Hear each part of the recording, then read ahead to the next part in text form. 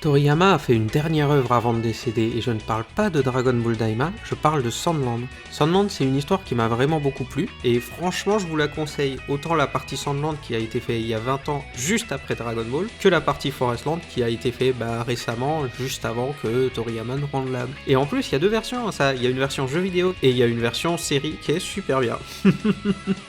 Et tous les trucs que Toriyama a écrit, on peut le savoir parce qu'il y a eu deux teams. Il y a eu une team pour écrire le jeu et il y a eu une team pour écrire la série. Juste la partie Forestland. La partie Sandland, c'est plus ou moins la même pour les deux. Et le jeu vidéo, je trouve qu'il est même mieux écrit que la série. Il y a des personnages hauts en couleur qu'on n'a pas dans la série et c'est bien dommage. C'est pas Dragon Ball. C'est pas Dragon Ball dans le sens où il n'y a pas des combats dantesques, mais c'est l'aventure, c'est Dragon Ball à l'époque. J'ai un peu eu l'impression de redécouvrir Dragon Ball, redécouvrir Toriyama à son prime, et ça fait du bien. Et même si Forestland n'a pas vraiment été écrit par lui, on a quand même cette impression, et les gens qui ont travaillé là-dessus étaient sûrement de vrais passionnés parce que ça marche, ça fonctionne à fond. En plus l'opening est génial, l'ending aussi.